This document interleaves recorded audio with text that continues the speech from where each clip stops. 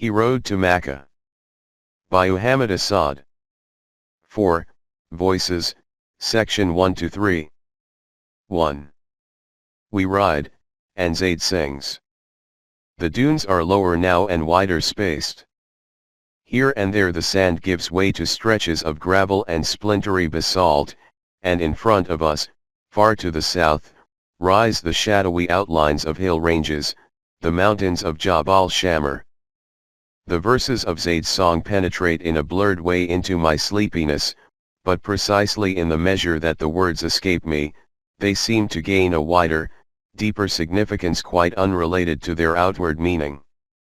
It is one of those camel rider songs you so often hear in Arabia, chants which men sing to keep their animals to a regular, quick pace and not to fall asleep themselves, chants of desert men accustomed to spaces that know neither limits nor echoes, always sounded in the major key at only one tone.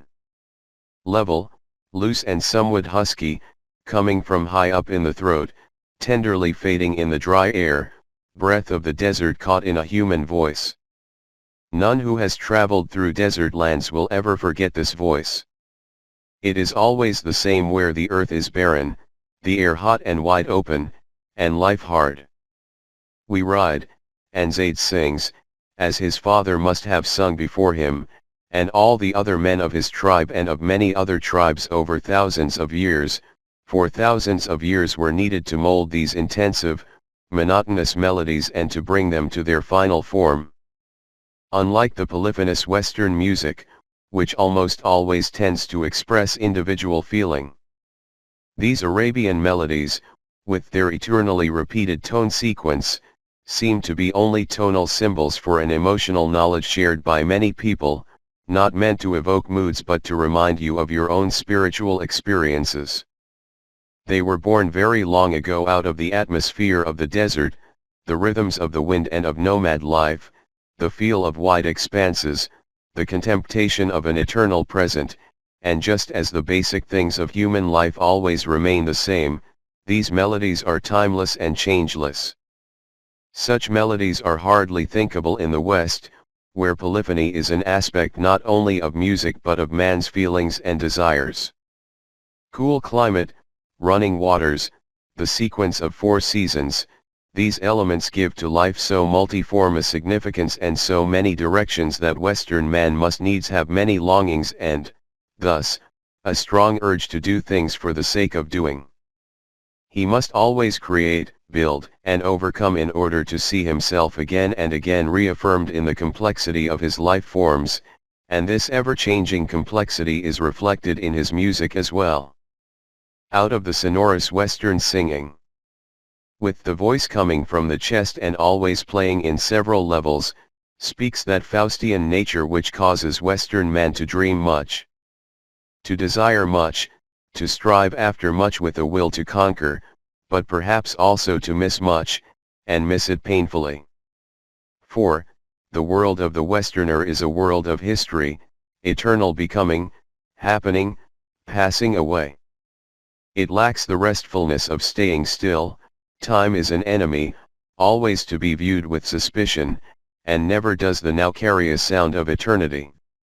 To the Arab of the desert and steppe, on the other hand, his landscape is no enticement to dreams, it is hard like the day and knows no twilight of feelings. The outer and the inner, the I and the world, are to him not opposite, and mutually opposed, entities, but only different aspects of an unchanging present. His life is not dominated by secret fears, and whenever he does things, he does them because outward necessity and not a desire for inner security demands action. In result, he has not progressed in material achievement as rapidly as the Westerner, but he has kept his soul together.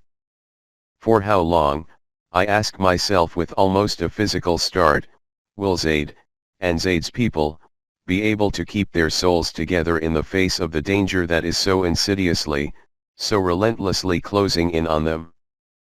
We are living in a time in which the East can no longer remain passive in the face of the advancing West. 1,000 forces, political, social and economic, are hammering at the doors of the Muslim world. Will this world succumb to the pressure of the Western 20th century and in the process lose not only its own traditional forms but its spiritual roots as well? 2. Throughout the years I have spent in the Middle East, as a sympathetic outsider from 1922 to 1926, and as a Muslim sharing the aims and hopes of the Islamic community ever since, I have witnessed the steady European encroachment on Muslim cultural life and political independence. And wherever Muslim peoples try to defend themselves against this encroachment, European public opinion invariably labels their resistance, with an air of hurt innocence, as xenophobia. Europe has long been accustomed to simplify in this crude way all that is happening in the Middle East and to view its current history under the aspect of Western spheres of interest alone.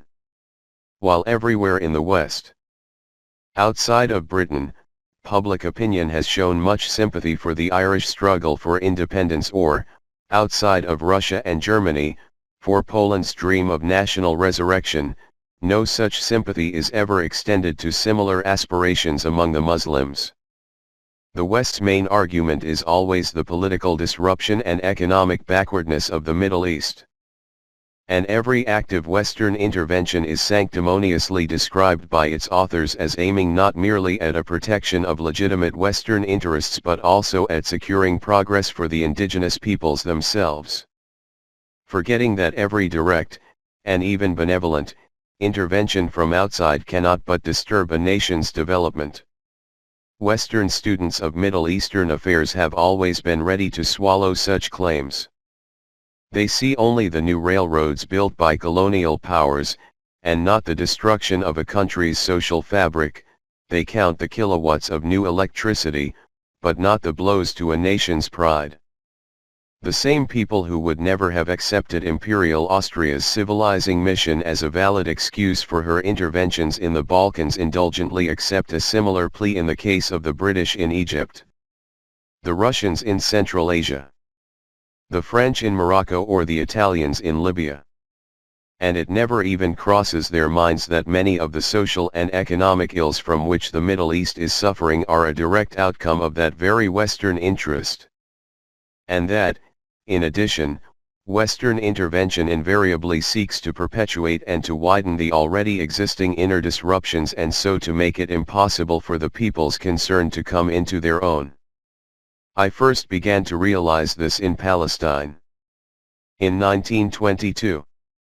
When I observed the equivocal role of the British administration with regard to the conflict between the Arabs and the Zionists. And it became fully obvious to me early in 1923, when after months of wandering all over Palestine I came to Egypt, which at that time was in almost continual upheaval against the British protectorate. Bombs were often being thrown at public places frequented by British soldiers, to be answered by various repressive measures, martial law, political arrests, deportations of leaders, prohibitions of newspapers. But none of these measures, however severe, could deaden the people's desire for freedom. Through the entire Egyptian nation went something like a wave of passionate sobbing. Not in despair, it was rather the sobbing of enthusiasm at having discovered the roots of its own potential strength. Only the rich pashas, owners of the tremendous landed estates, were in those days conciliatory toward British rule. The innumerable others, including the miserable fellahin, to whom 1 acre of land appeared to be a bountiful possession for an entire family, supported the freedom movement. One day the itinerant newspaper vendors would cry in the streets, "All leaders of the Wafd arrested by order of the military governor," but the next day new leaders had taken their places, the gaps were filled again and again, the hunger for freedom and the hatred grew. And Europe had only one word for it: xenophobia. My coming to Egypt in those days had been due to my wish to extend the scope of my work for the Frankfurter Zeitung to other countries besides Palestine. Dorian's circumstances did not permit him to finance such a tour, but when he saw how strongly I desired it, he advanced me a small sum sufficient for the railway journey from Jerusalem to Cairo and a fortnight's stay there. In Cairo I found lodgings in a narrow alley in a quarter inhabited mainly by Arab artisans and small Greek shopkeepers. The landlady was an old Triestine, tall, thick-set, cumbrous, grey. She drank from morning till evening heavy Greek wine and floundered from one mood into another.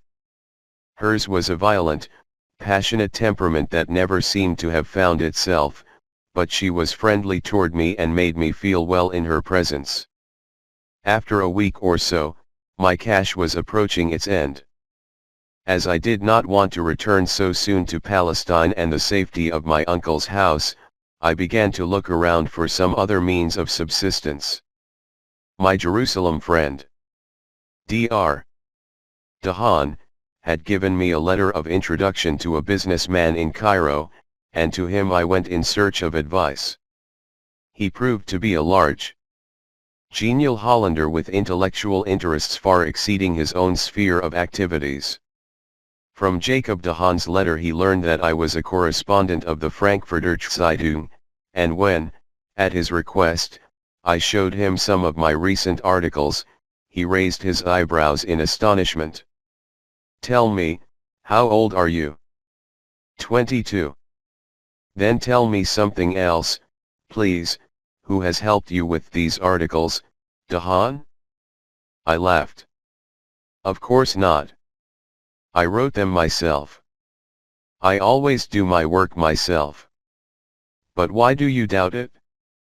He shook his head, as if puzzled, "But it's astonishing. Where did you get the maturity to write such stuff? How do you manage to convey in a half-sentence an almost mystical significance to things that are apparently so commonplace?" I was flattered beyond words at the implied compliment, and my self-esteem rose accordingly. In the course of our conversation, it transpired that my newfound acquaintance had no opening in his own business, but he thought he might be able to place me in an Egyptian firm with which he had dealings. The office to which he directed me lay in one of the older quarters of Cairo, not far from my lodgings, a dingy, narrow lane bordered by once patrician houses now converted into offices and cheap apartments. My prospective employer, an elderly, bald-headed Egyptian with the face of a time-mellowed vulture, happened to be in need of a part-time clerk to take charge of his French correspondence, and I was able to satisfy him that I could fill the role in spite of my utter lack of business experience. We quickly struck a bargain. I would have to work only 3 hours a day, the salary was correspondingly low, but it would be enough to pay for my rent and to keep me indefinitely in bread, milk, and olives. Between my lodgings and my office lay Cairo's red light district, a tangled maze of lanes in which the great and little courtesans spent their days and nights. In the afternoon, on my way to work, the lanes were empty and silent.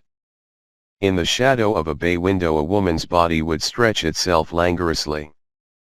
At little tables before one or another of the houses girls were sedately drinking coffee in the company of grave, bearded men and conversing, with every appearance of seriousness, about things that seemed to lie far beyond all excitement and physical abandon. But in the evening, when I was returning home, the quarter was more wide awake than any other. Humming with the tender accords of Arabian lutes and drums and the laughter of women. When you walked under the shine of the many electric lamps and colored lanterns, at every step a soft arm would wind itself around your neck. The arm might be brown or white, but it always jingled with gold and silver chains and bangles and always smelled of musk, frankincense and warm animal skin. You had to be very determined to keep yourself free of all these laughing embraces and from the calls of Ya Habibi, oh darling, and Sa'adatak, thy happiness. You had to thread your way between shimmering limbs that were mostly luscious and fair to look upon and intoxicated you with their suggestive convolutions. All Egypt broke over you, Morocco, Algeria, also the Sudan and Nubia, also Arabia, Armenia, Syria, Iran. Men in long silken garments sat side by side on benches along the house walls, pleasantly excited, laughing, calling out to girls or silently smoking their narghiles. Not all of them were customers, many had come simply to spend a pleasant hour or two in the exhilarating, unconventional atmosphere of the quarter.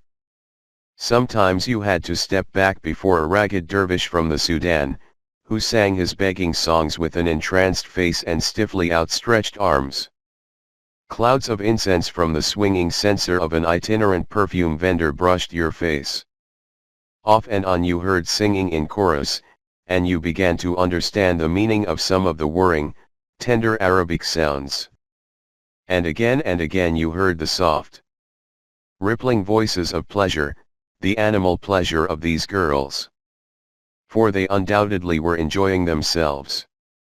In their light blue, yellow, red, green, white, gold glittering garments of flimsy silk, tulle, voile, or damask, and their laughter seemed to run with little cat steps over the cobbled pavement, rising, ebbing down, and then growing up again from other lips. How they could laugh, these Egyptians! How cheerfully they walked day in, day out over the streets of Cairo, striding with swinging steps in their long, shirt-like galabiyas that were striped in every color of the rainbow, light-heartedly, free-mindedly, so that one might have thought that all the grinding poverty and dissatisfaction and political turmoil were taken seriously only in a relative sense.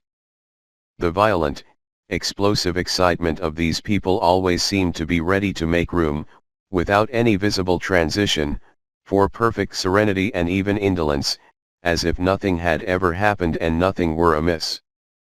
Because of this, most Europeans regarded, and probably do even now, the Arabs as superficial, but even in those early days I realized that this contempt for the Arabs had grown out of the West's tendency to overestimate emotions that appear to be deep, and to denounce as superficial everything that is light, airy, unweighted. The Arabs, I felt, had remained free of those inner tensions and stresses so peculiar to the West. How could we, then, apply our own standards to them? If they seemed to be superficial, it was perhaps because their emotions flowed without friction into their behavior. Perhaps, under the impact of Westernization, they also would gradually lose the blessed immediacy of their contact with reality. For although that Western influence acted in many ways as a stimulus and fertilizing agent on contemporary Arab thought, it inevitably tended to produce in the Arabs the same grievous problems that dominated the spiritual and social scene in the West. Opposite my house, so close that you could almost touch it, stood a little mosque with a tiny minaret from which 5 times a day the call to prayer was sounded. A white-turbaned man would appear on the gallery, raise his hands, and begin to chant, Allahu Akbar, God is the greatest. And I bear witness that Muhammad is God's messenger. As he slowly turned toward the 4 points of the compass, the ring of his voice climbed upward, grew into the clear air, rocking on the deep, throaty sounds of the Arabic language, swaying, advancing and retreating. The voice was a dark baritone, soft and strong, capable of a great range, but you could perceive that it was fervor and not art that made it so beautiful. This chant of the Muezzin was the theme song of my days and evenings in Cairo, just as it had been the theme song in the old city of Jerusalem and was destined to remain in all my later wanderings through Muslim lands. It sounded the same everywhere in spite of the differences of dialect and intonation which might be evident in the people's daily speech. A unity of sound which made me realize in those days at Cairo how deep was the inner unity of all Muslims, and how artificial and insignificant were the dividing lines between them. They were one in their way of thinking and judging between right and wrong, and one in their perception of what constitutes the good life. It seemed to me that for the first time I had come across a community in which kinship between man and man was not due to accidents of common racial or economic interests but to something far deeper and far more stable. A kinship of common outlook which lifted all barriers of loneliness between man and man. In the summer of 1923, enriched by a better understanding of Middle Eastern life and politics, I returned to Jerusalem. Through my good friend Jacob Dahan I became acquainted with Amir Abdullah of neighboring Transjordan, who invited me to visit his country. There I saw for the first time a true Bedouin land. The capital, Amman, built on the ruins of Philadelphia, the Greek colony of Ptolemaeus Philadelphus, was at that time a little town of hardly more than 6,000 inhabitants. Its streets were filled with Bedouins, the real Bedouins of the open steppe whom one rarely saw in Palestine, free warriors and camel breeders.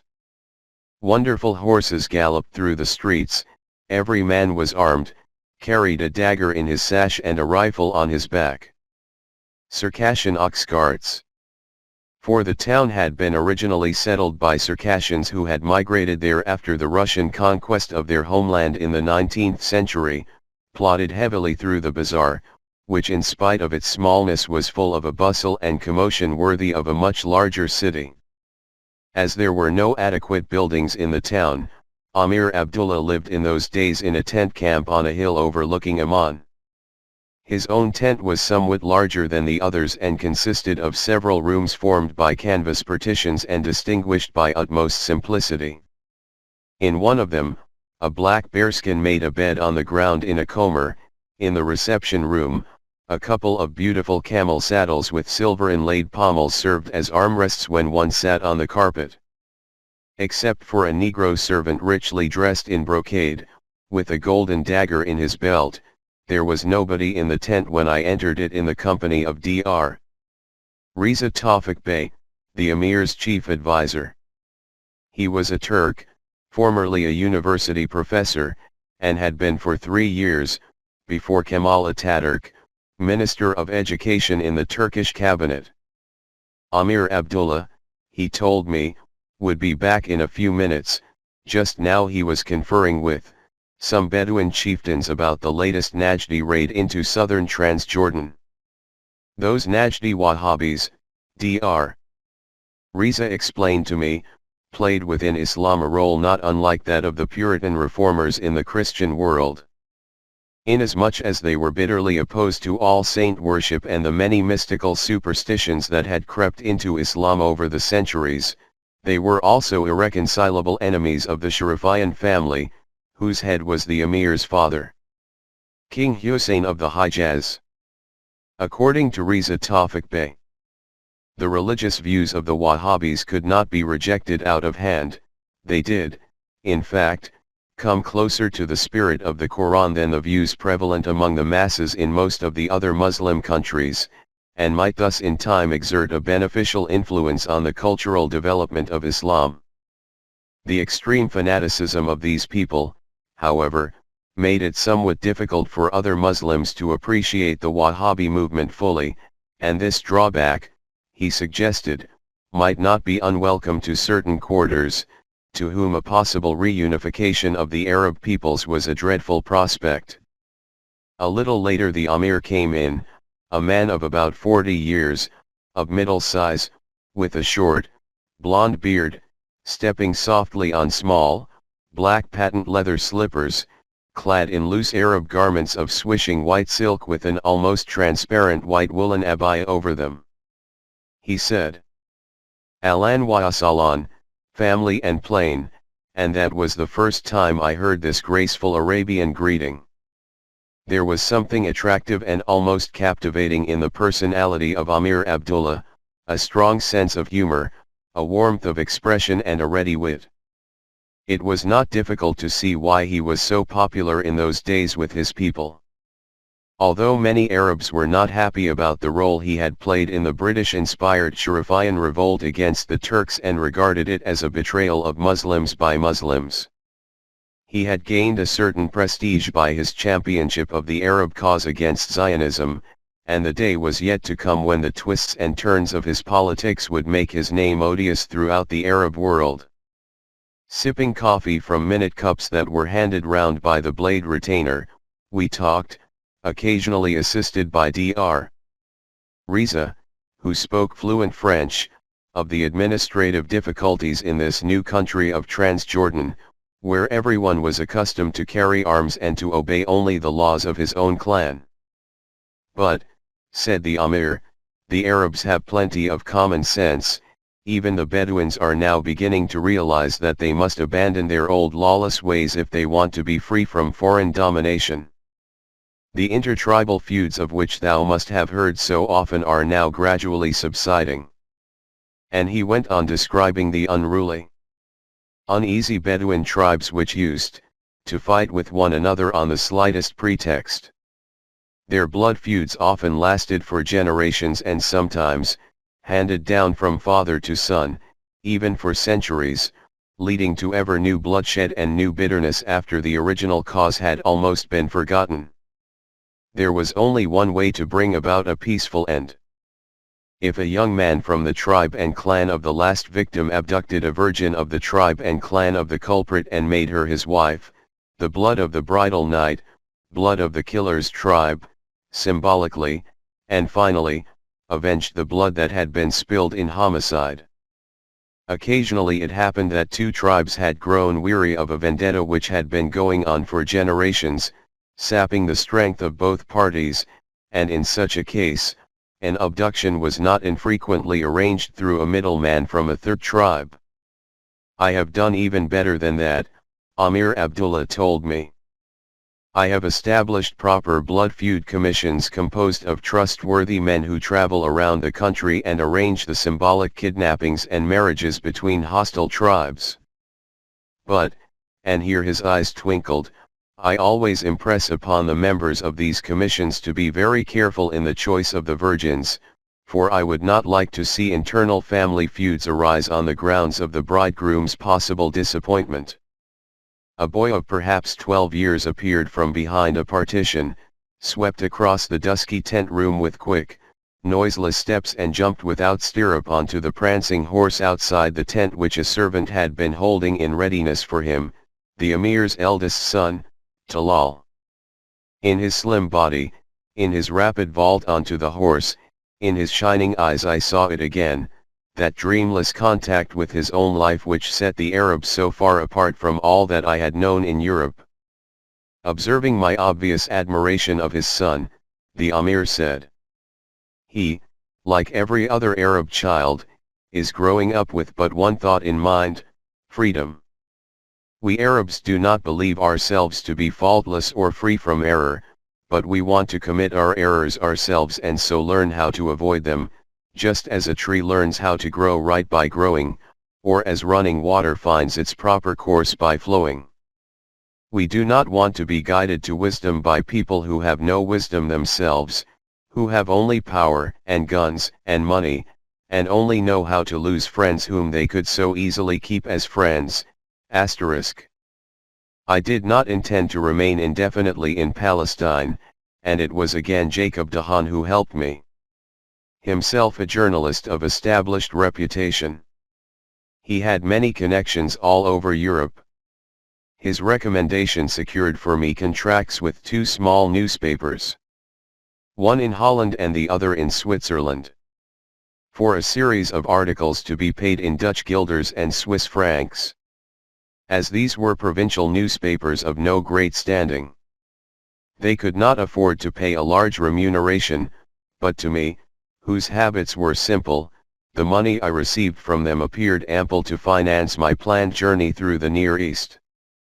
At that time, 1923, nobody could have foreseen the bitter antagonism which in later years would mar the relations between Amir Abdullah and his son Talal, the son hating his father's complaisance with regard to British policies in the Arab world, and the father resenting his son's passionate outspokenness.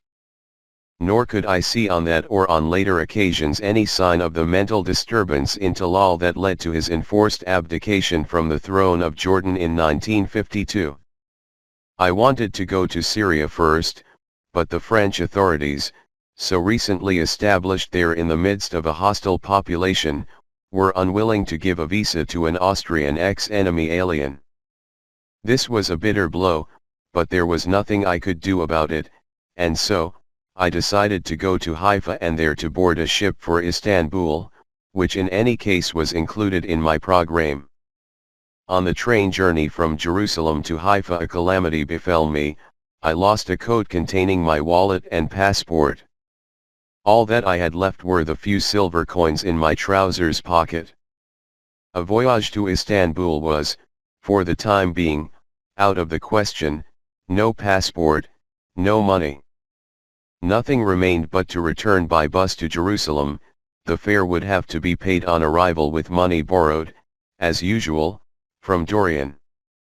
In Jerusalem I would have to wait for weeks for another passport from the Austrian consulate in Cairo, for at that time there was none in Palestine, and for further driblets of money from Holland and Switzerland. And so it came about that on the next morning I found myself before a bus office on the outskirts of Haifa. The negotiations about the fare were completed. There was 1 hour until the departure of the bus, and to while away the time I paced up and down the road, deeply disgusted with myself and with the fate that had forced me into so ignominious a retreat. Waiting is always an evil thing, and the thought of returning to Jerusalem defeated, with my tail between my legs, was most galling, the more so as Dorian had always been skeptical about my ability to realize my plans on the basis of such meager funds. Moreover, I would not see Syria now, and God alone knew if I would ever come back to this part of the world. It was, of course, always possible that at some later date the Frankfurter Zeitung would finance another journey to the Middle East, and that one day the French might lift the embargo on ex-enemy aliens, but that was not certain, and in the meantime I would not see Damascus.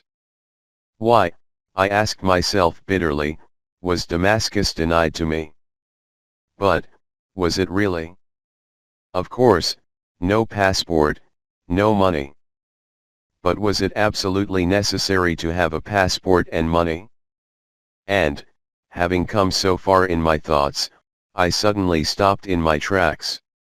One could, if one had grit enough, travel on foot, availing oneself of the hospitality of Arab villagers, and one could, perhaps, somehow smuggle oneself across the frontier without bothering about passports and visas. And before I was quite aware of it, my mind was made up, I was going to Damascus. A couple of minutes sufficed to explain to the bus people that I had changed my mind and was not going to Jerusalem after all. It took me a few more to change into a pair of blue overalls and an Arab kufi.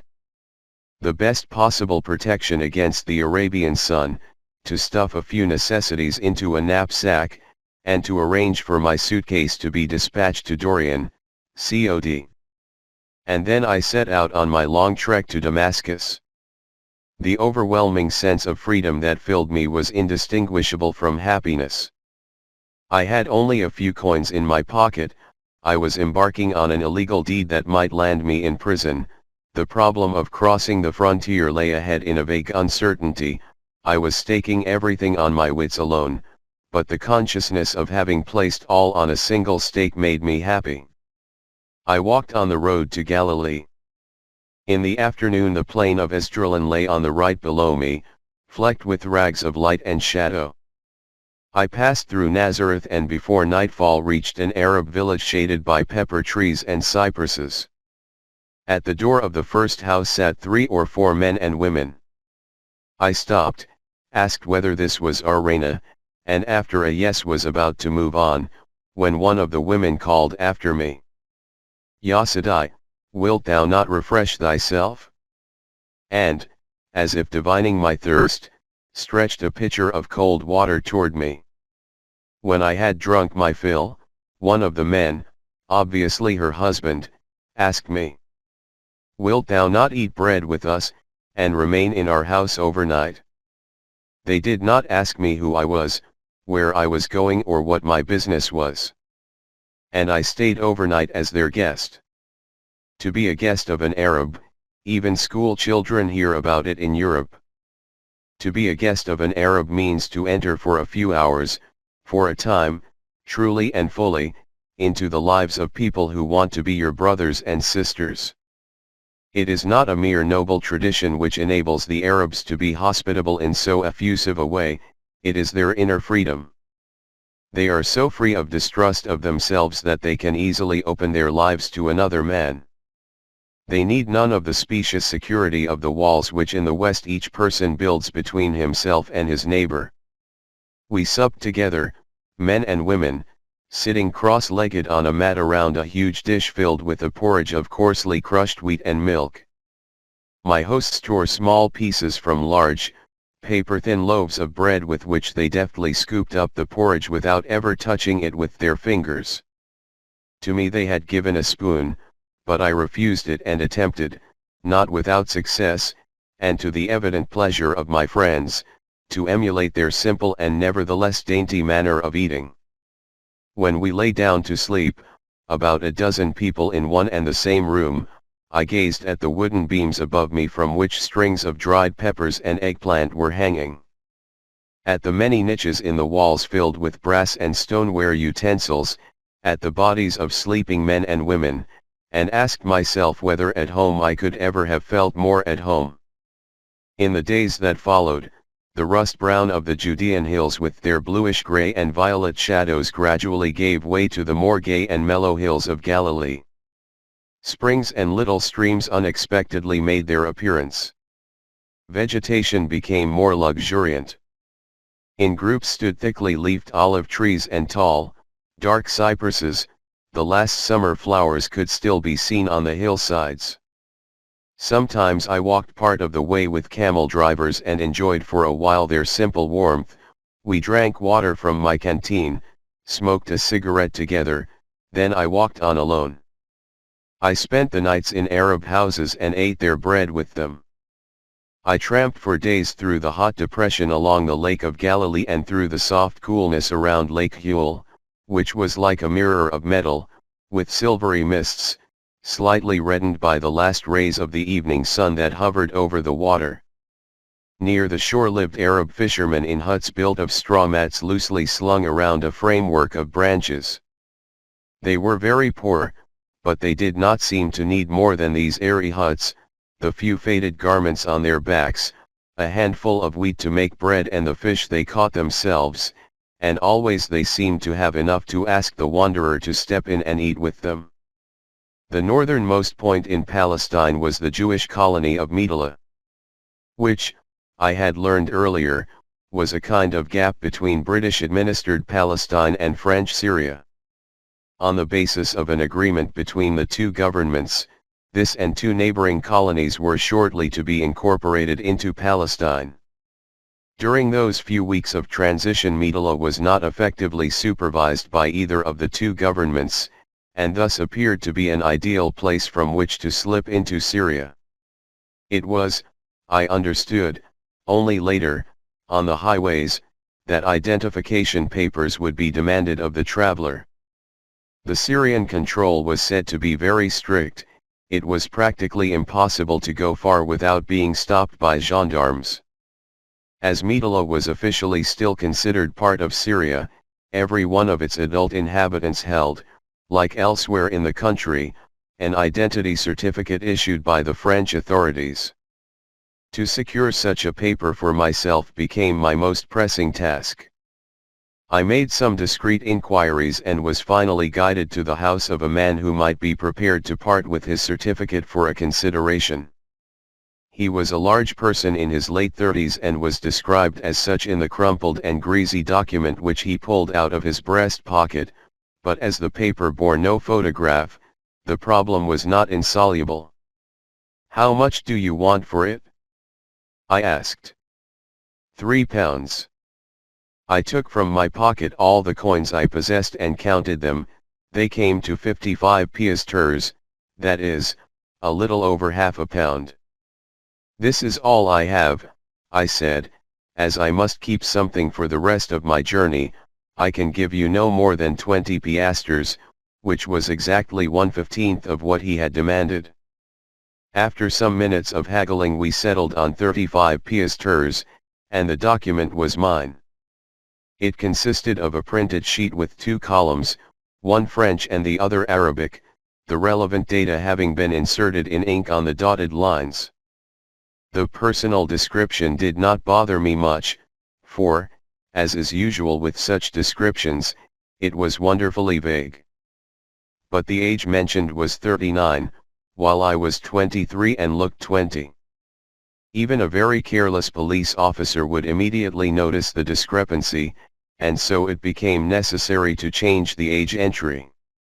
Now if it had been mentioned in one place only, the change would not have been so difficult, but unfortunately it was given in French as well as in Arabic.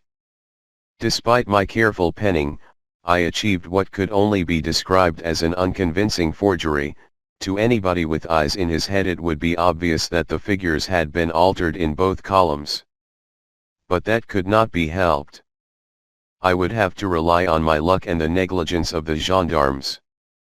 Early in the morning my business friend led me to a gully behind the village, pointed to some rocks about half a mile beyond, and said, "There is Syria." I made my way across the gully. Although the hour was early, it was very hot. It must also have been hot to the old Arab woman who sat under a tree near the rocks beyond which was Syria, for she called out to me in a husky, brittle voice, "Wouldst thou give a drink of water to an old woman, son?" I unslung my freshly filled canteen and gave it to her. She drank avidly and then handed it back to me, saying, "May God bless thee, may he keep thee secure and lead thee to thy heart's goal." "Thanks, mother, I do not want more than that." And when I turned around and looked back at her, I saw the old woman's lips move as if in prayer and felt a strange elation. I reached the rocks and passed them, and now I was in Syria. A wide, barren plain lay before me. Far away on the horizon I saw the outlines of trees and something that looked like houses. It must be the town of Baniyas. I did not like the look of this plain that offered no tree or bush behind which to take cover, which, so near the frontier, might well become necessary. But there was no other way. I felt as one sometimes feels in a dream in which one has to walk naked down a crowded street.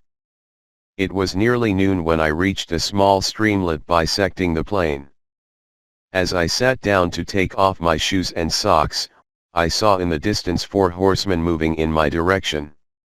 With their rifles held across the saddle, they looked ominously like gendarmes.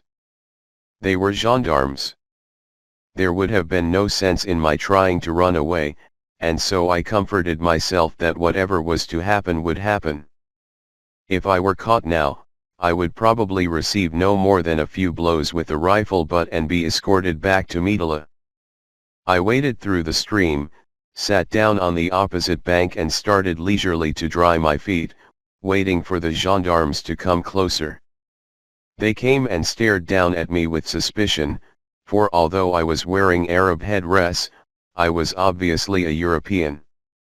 "From where?" one of them asked me sharply in Arabic. "From Midala." "And where to?" "To Damascus." "What for?" "Oh, well, just a pleasure trip." "Any papers?" "Of course." And out came my identity certificate and up came my heart to my mouth.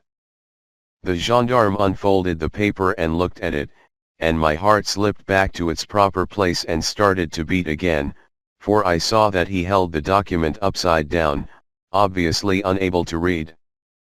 The 2 or 3 big government seals apparently satisfied him, for he ponderously folded and handed it back to me. "Yes, it is in order. Go." For a second, I had the impulse to shake his hand, but then thought it better to let our relations remain strictly official. The 4 men wheeled their horses around and trotted away, while I continued on my march. Near Baniyas I lost my way. What had been described on my map as a road fit for wheeled traffic proved to be a hardly visible path which meandered over steppe land, swampy ground, and across little streams, and in the end petered out entirely near some boulder-strewn hillocks. I wandered over these hills for several hours, up and down, until, in the afternoon, I came upon two Arabs with donkeys that were carrying grapes and cheese to Baniyas. We walked the last stretch together, they gave me grapes to eat, and we separated on reaching the gardens before the town. A clear, narrow, rapidly flowing stream was bubbling by the roadside. I lay down on my belly, thrust my head up to the ears in the icy water and drank and drank. Although I was very tired, I had no intention of staying at Baniyas, which, being the first town on the Syrian side, was bound to have a police post. My encounter with the gendarmes had set me at rest as regards ordinary Syrian troopers, for most of them could be presumed to be illiterate and therefore not in a position to detect my forgery, but a police post, with an officer in it, would be a different story.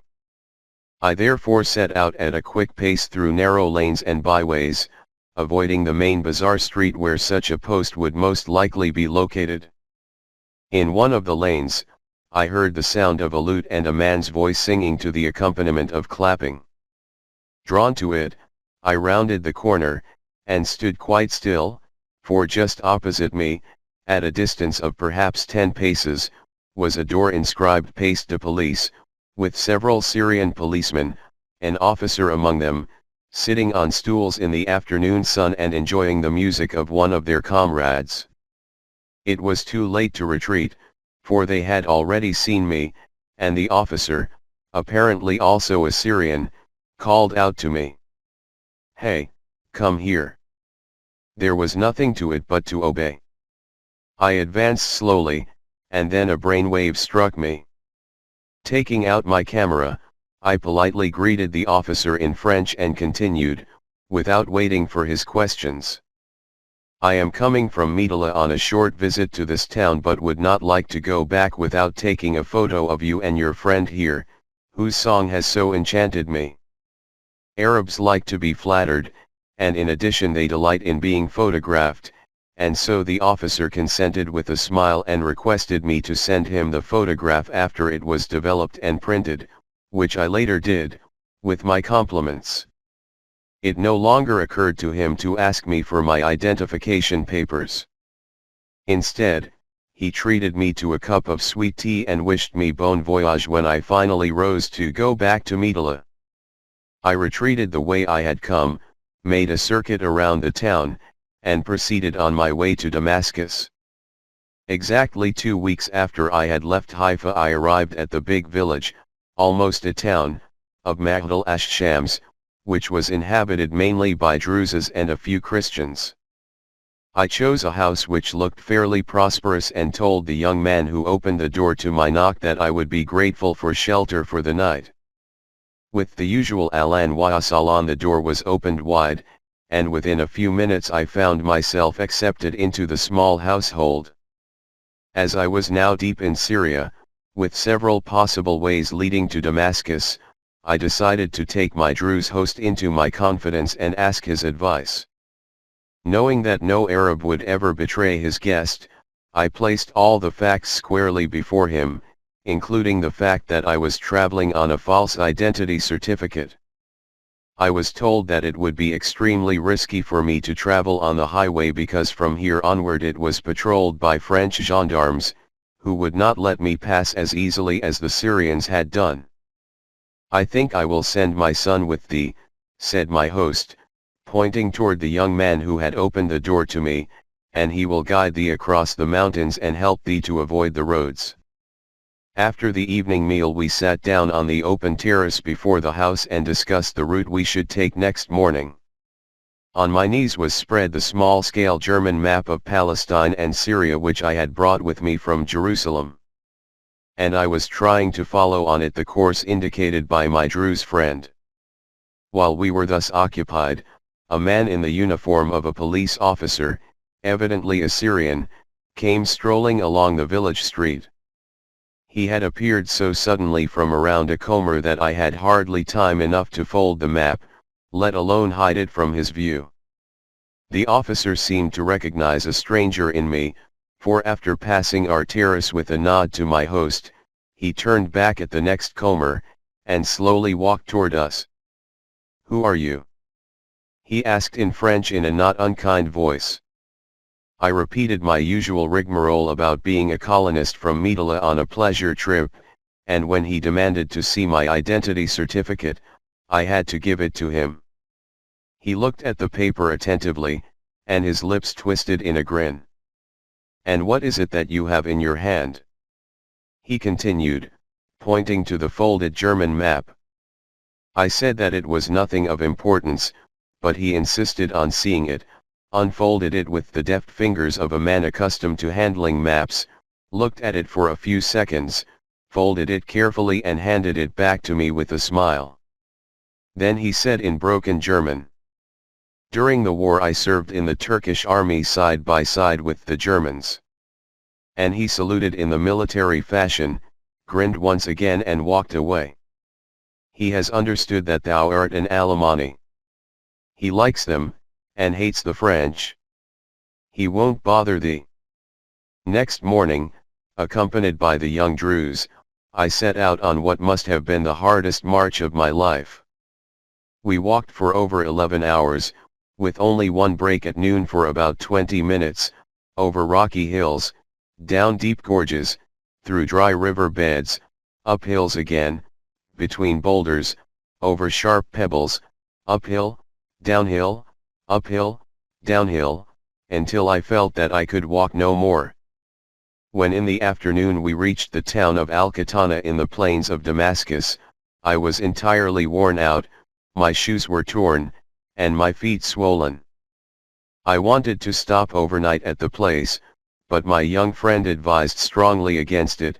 There were too many French police around, and as it was a town and not a village, I would not so easily find shelter without attracting attention. The only alternative was to secure a ride in one of the automobiles that plied for hire between here and Damascus. I had still my 20 piasters. During the entire journey from Haifa I had had no need to spend a single penny, and 20 piasters happened to be the fare for a car ride to Damascus. In the ramshackle office of the transport contractor, in the main square of the town, I was informed that I would have to wait for about half an hour until the next car left. I parted from my friendly guide, who embraced me like a brother, and set out immediately on the first stage of his way home.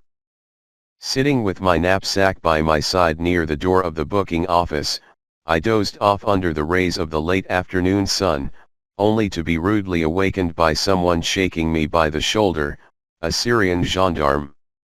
The usual questions came, followed by the usual answers. But the man was apparently not quite satisfied and told me, "Come with me to the police station and talk there to the officer in charge." I was so tired that it no longer mattered to me whether I was discovered or not.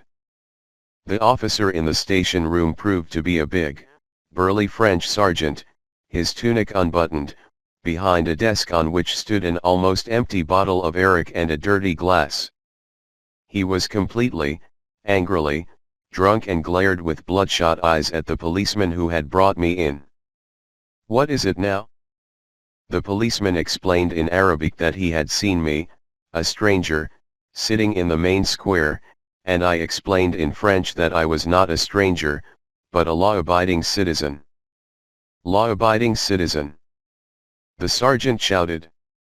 "You people are scamps, vagabonds who walk up and down the country only to annoy us. Where are your papers?" As I was fumbling with stiff fingers for the identity certificate in my pocket, he banged his fist on the table, and bellowed, "Never mind, get out of here." And as I was closing the door behind me I saw him reach for his glass and bottle. After the long march, what a relief, what an ease to ride, no, almost glide in a car from A1 Katana over the broad highway into the orchard-covered plain of Damascus. On the horizon lay my goal, an endless sea of treetops, with a few shining domes and minarets faintly visible against the sky. Far away, somewhat to the right, stood a solitary naked hill, its crest still lighted by the sun, while soft shadows were already creeping up its base. Above the hill, a single cloud, narrow, long, glittering dusk, steep, distant pale blue sky, over the plain, a dove grey golden against the mountains to our right and to our left, a light air. Then, tall fruit gardens enclosed by mud walls, riders, carts, carriages, soldiers, French soldiers. The dusk became green like water. An officer roared by on a motorcycle, with his huge goggles resembling a deep-sea fish. Then, the first house. Then, Damascus, a surf of noise after the silence of the open plain. The first lights were leaping up in windows and streets. I felt a gladness such as I could not remember. But my gladness came to an abrupt end as the car stopped beyond the poste de police on the outskirts of the city. "What is the matter?" I asked the driver by my side. "Oh, nothing. All cars coming from outside must report to the police on arrival." A Syrian policeman emerged from the station and asked, "From where are you coming?" "Only from Al-Qatana," replied the driver. "Oh, well, in that case go on," for this was obviously only local traffic.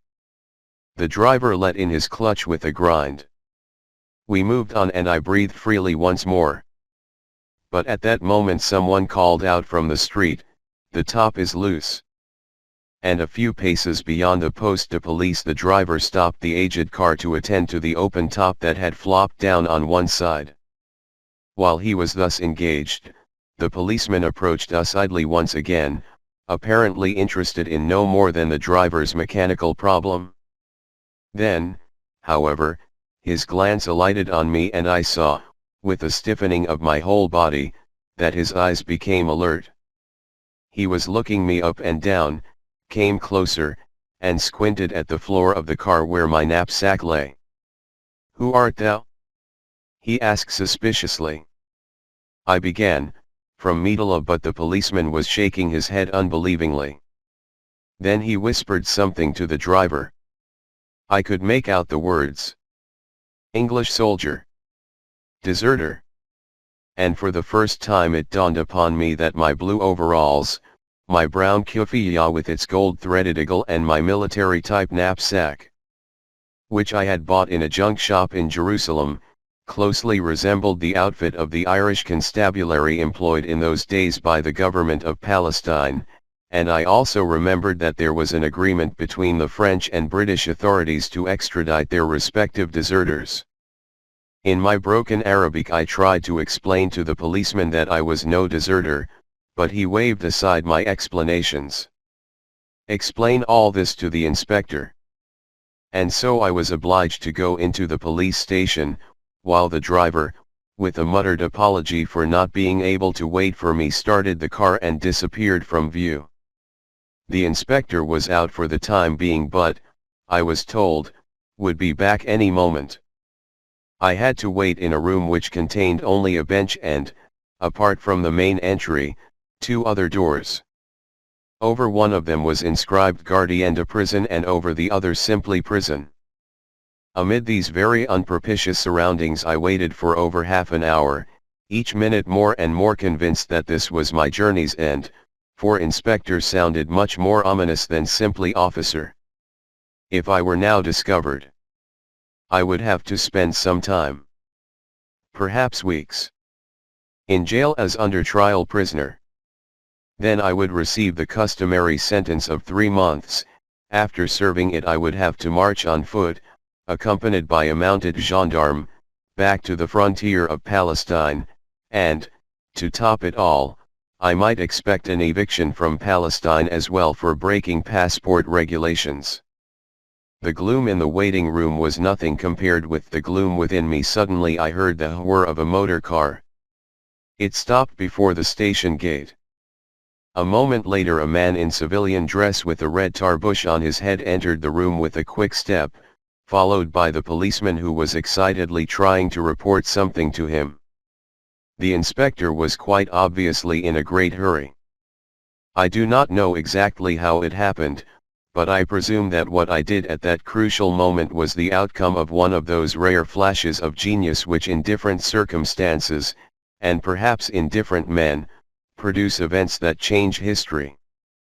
With a single bound, I came close to the inspector and, without waiting for his questions, hurled at him a torrent of complaints in French against the insulting clumsiness of the policeman who had taken me, an innocent citizen, for a deserter and caused me to lose my ride into the city. The inspector tried several times to interrupt me, but I never gave him a chance and engulfed him in a flow of words of which, I suppose, he was hardly able to gather 1/10, probably only the names Metla and Damascus, which I repeated an endless number of times. He was evidently distressed at being kept away from something he had to do in a hurry, but I did not let him speak and continued, without stopping for breath, with my wordy barrage.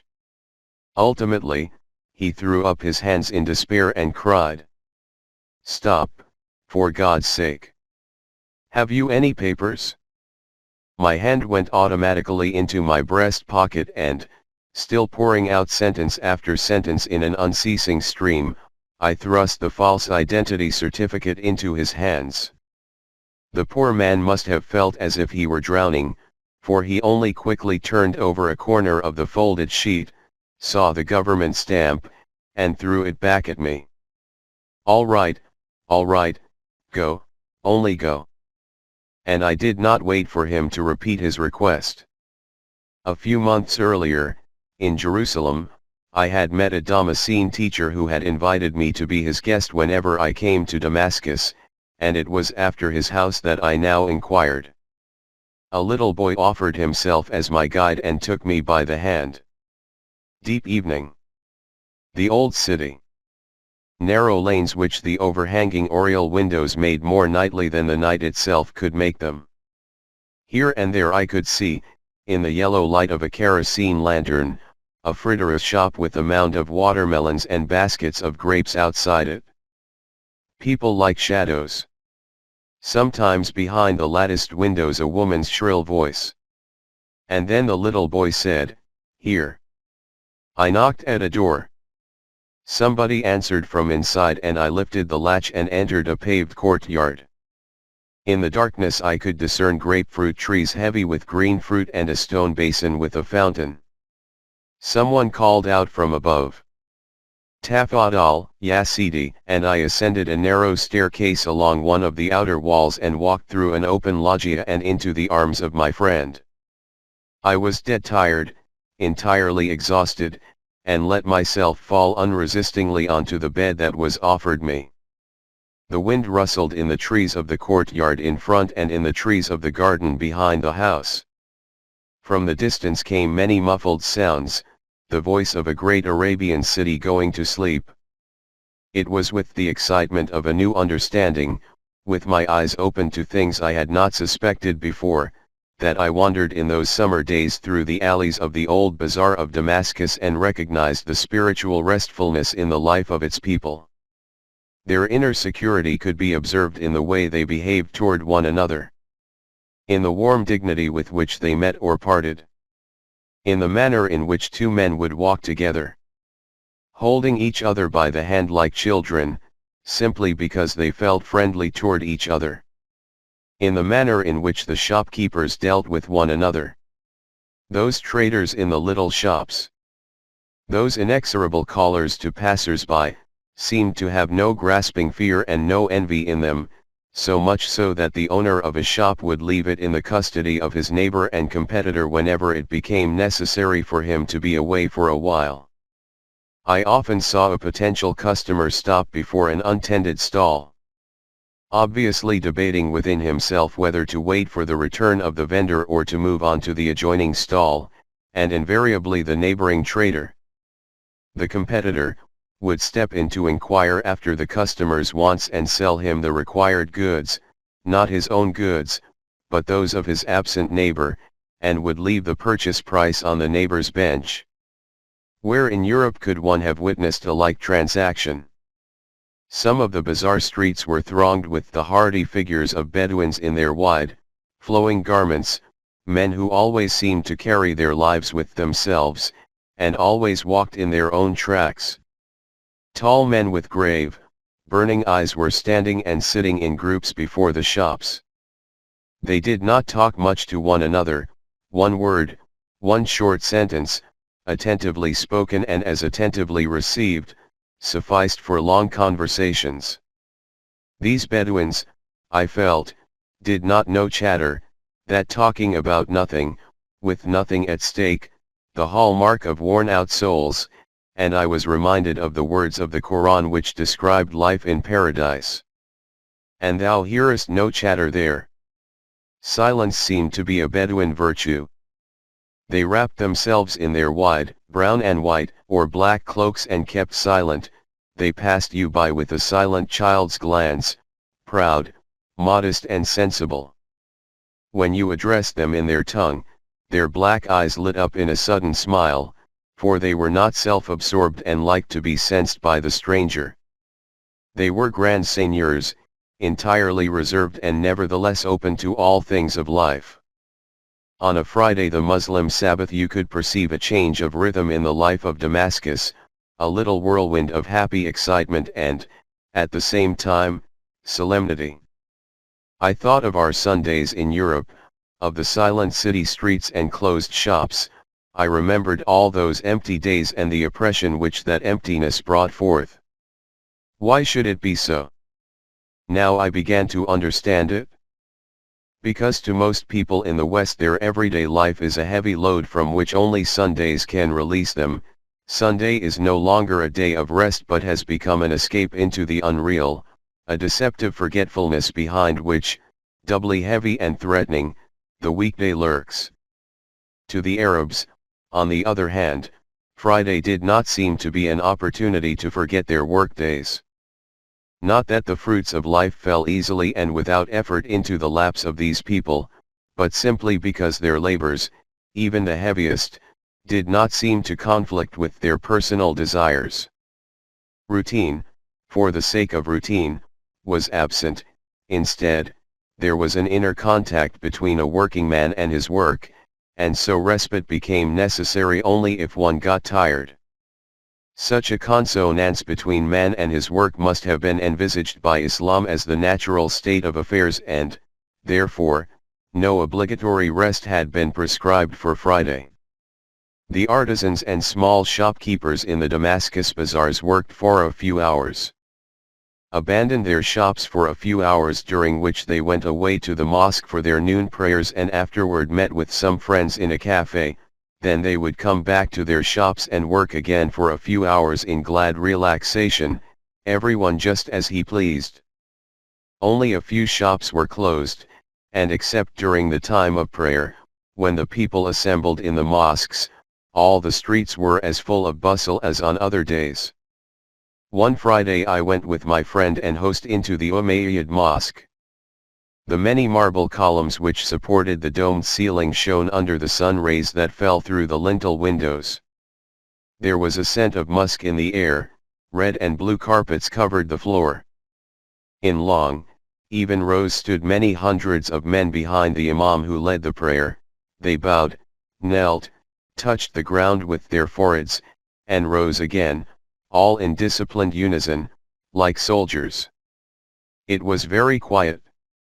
While the congregation was standing, one could hear the voice of the old imam from the distant depths of the huge hall, reciting verses from the Quran, and when he bowed or prostrated himself, the entire congregation followed him as one man, bowing and prostrating themselves before God as if he were present before their eyes. It was at this moment that I became aware how near their God and their faith were to these people. Their prayer did not seem to be divorced from their working day, it was part of it, not meant to help them forget life, but to remember it better by remembering God. How strange and wonderful, I said to my friend as we were leaving the mosque, that you people feel God to be so close to you. I wish I could feel so myself. How else could it be, oh my brother? Is not God, as our holy book says, nearer to thee than the vein in thy neck. Spurred by my new awareness, I spent much of my time at Damascus reading all manner of books on Islam on which I could lay my hands. My Arabic, although sufficient for the purposes of conversation, was as yet too weak for reading the Quran in the original, and so I had to take recourse to two translations, one French and the other German, which I borrowed from a library. For the rest, I had to rely on European Orientalist works and on my friends' explanations. However fragmentary, these studies and talks were like the lifting of a curtain. I began to discern a world of ideas of which hitherto I had been entirely ignorant. Islam did not seem to be so much a religion in the popular sense of the word as, rather, a way of life, not so much a system of theology as a program of personal and social behavior based on the consciousness of God. Nowhere in the Quran could I find any reference to a need for salvation. No original, inherited sin stood between the individual and his destiny, for, nothing shall be attributed to man but what he himself has striven for. No asceticism was required to open a hidden gate to purity, for purity was man's birthright, and sin meant no more than a lapse from the innate, positive qualities with which God was said to have endowed every human being. There was no trace of any dualism in the consideration of man's nature. Body and soul seemed to be taken as one integral whole. At first, I was somewhat startled by the Quran's concern not only with matters spiritual but also with many seemingly trivial, mundane aspects of life. But in time I began to understand that if man were indeed an integral unity of body and soul, as Islam insisted he was, no aspect of his life could be too trivial to come within the purview of religion. With all this, the Quran never let its followers forget that the life of this world was only one stage of man's way to a higher existence, and that his ultimate goal was of a spiritual nature. Material prosperity, it said, is desirable but not an end in itself, and therefore man's appetites, though justified in themselves, must be restrained and controlled by moral consciousness. This consciousness ought to relate not merely to man's relation with God but also to his relations with men. Not only to the spiritual perfection of the individual but also to the creation of such social conditions as might be conducive to the spiritual development of all, so that all might live in fullness. All this was intellectually and ethically far more respectable than anything I had previously heard or read about Islam. Its approach to the problems of the spirit seemed to be deeper than that of the Old Testament and had, moreover, none of the latter's predilection for one particular nation, and its approach to the problems of the flesh was, unlike the New Testament, strongly affirmative. Spirit and flesh stood, each in its own right, as the twin aspects of man's God-created life.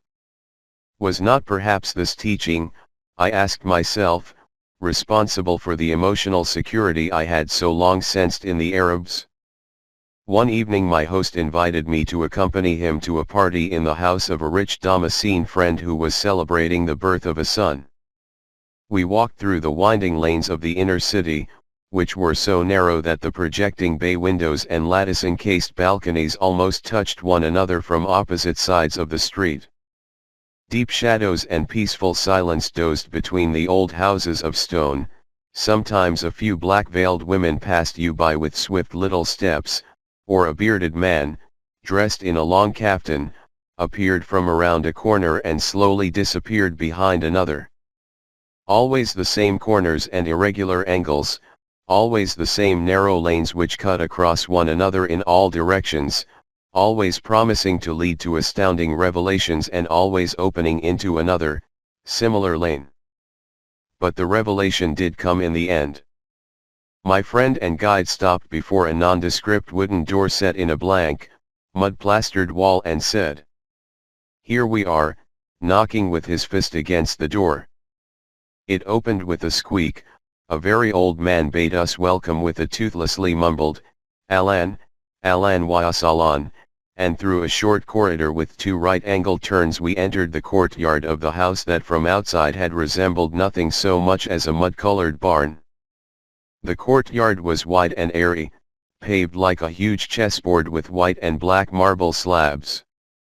In a low, octagonal basin in the center a fountain was playing and splashing.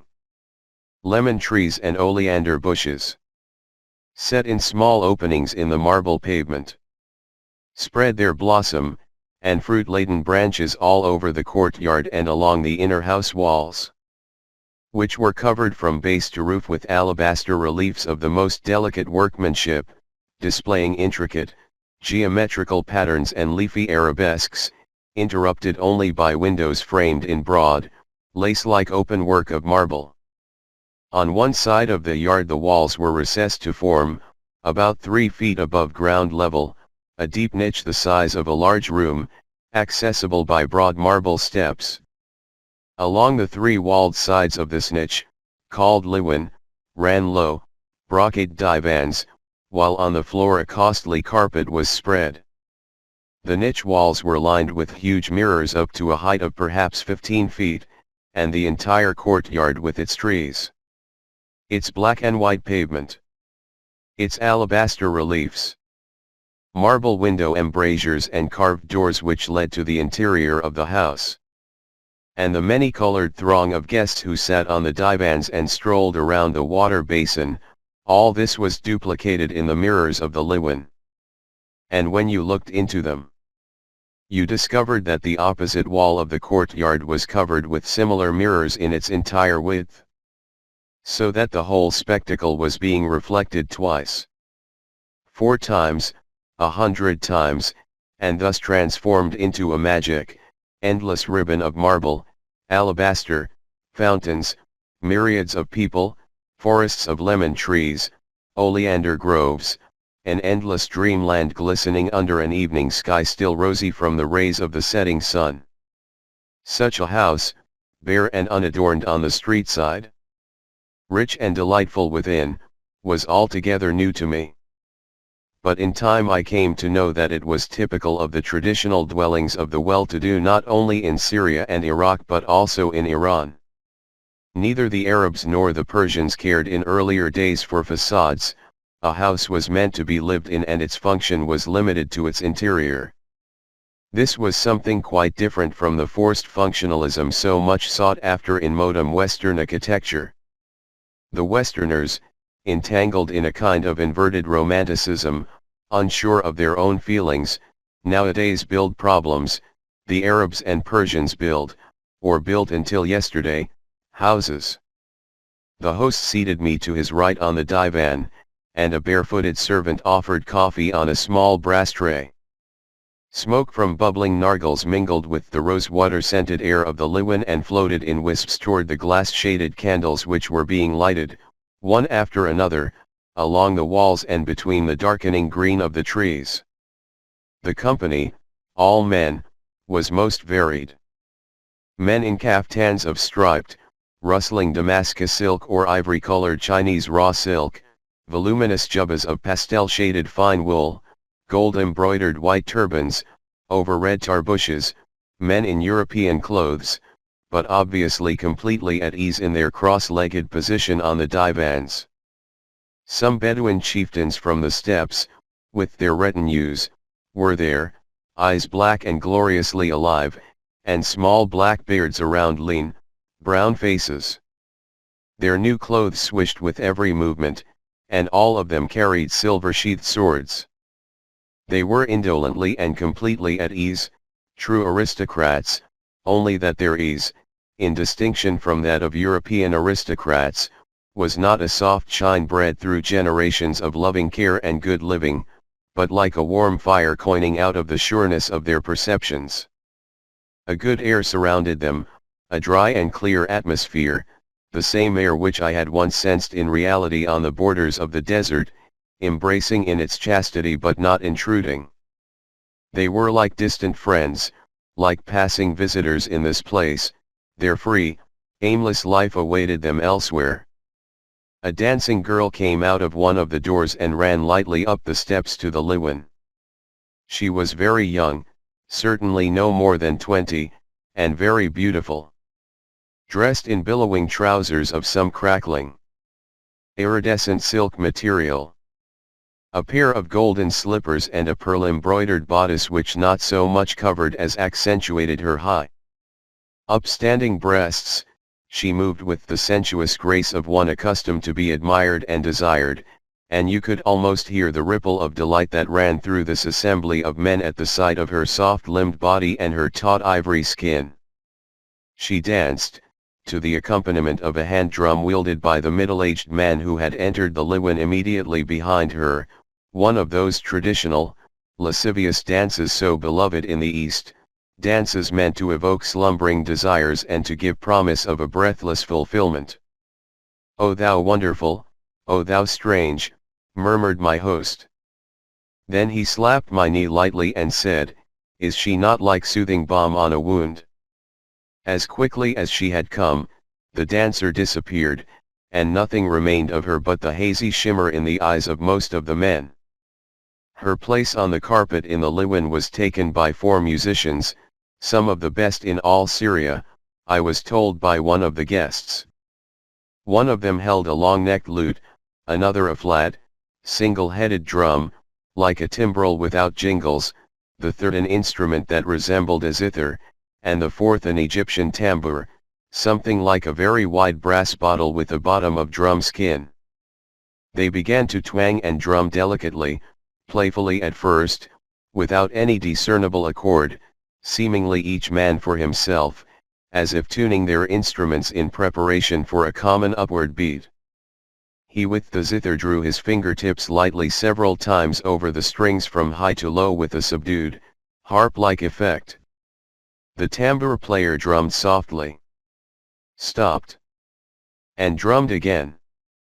The man with the lute struck, as if absent-mindedly, a few low, sharp chords in quick succession. Chords that seemed only by accident to coincide with the dry, monotonously repeated beat of the timbrel and to draw the tambour into a hesitant response to the strumming of the strings, now of the lute, now of the zither, and before you became quite aware of it, a common rhythm had bound the 4 instruments together and a melody took shape. A melody? I could not say. It rather seemed to me that I was not so much listening to a musical performance as witnessing an exciting happening. Out of the chirping tones of the string instruments there grew up a new rhythm, rising in a tense spiral and then, suddenly, falling down, like the rhythmic rising and falling of a metallic object. Faster and slower, softer and stronger. In dispassionate persistence, in endless variations, this one uninterrupted happening, this acoustic phenomenon which trembled in a restrained intoxication, grew up, spread out powerfully, went to the head, and when it suddenly broke off in the midst of a crescendo, how early, much too early. I knew, I was imprisoned. The tension of this music had imperceptibly enwrapped me. I had been drawn into these tones which in their apparent monotony recalled the eternal recurrence of all things existing and knocked at the doors of your own feelings and called forth, step by step, all that had been moving in you without your knowledge. Laid bare something that had always been there and now became obvious to you with a vividness that made your heart pound. I had been accustomed to Western music, in which the entire emotional background of the composer is drawn into each individual composition, reflecting in every one of its moods all the other, possible moods, but this Arabian music seemed to flow from a single level of consciousness, from a single tension that was nothing but tension and could therefore assume personal modes of feeling in every listener. After a few seconds of silence the tambour rumbled again, and the other instruments followed. A softer sway, a more feminine rhythm than before. The individual voices adjusted themselves more closely to each other, warmly enfolded one another, and, as if bound together in a spell, became more and more excited. They stroked each other, flowed around each other in soft, wavy lines which at first collided several times with the roll of the tambour as if with a hard obstacle, but gradually grew in aggressiveness, overcame the tambour and enslaved it, dragging it along in a common spiral ascent. And the tambour, unwilling at first, soon fell prey to the common rapture and joined, intoxicated, the others. The wavy line lost its feminine softness and raced on with rising violence. Quicker, higher, shriller, into a cold furioso of conscious passion that had given up all restraint and now became a dithyrambic climb to some unseen peaks of power and sovereignty. Out of the erstwhile circling flow of tones around each other emerged a tremendous rotation in unison, a rushing of wheels out of eternity into eternity. Without measure or limit or goal, a breathless, reckless tightrope walkers run over knife-edge precipices, through one eternal present, toward an awareness that was freedom and power and beyond all thought. And, suddenly, in the midst of an upsurging sweep, a stop and a deadly silence. Brutal. Honest. Clean.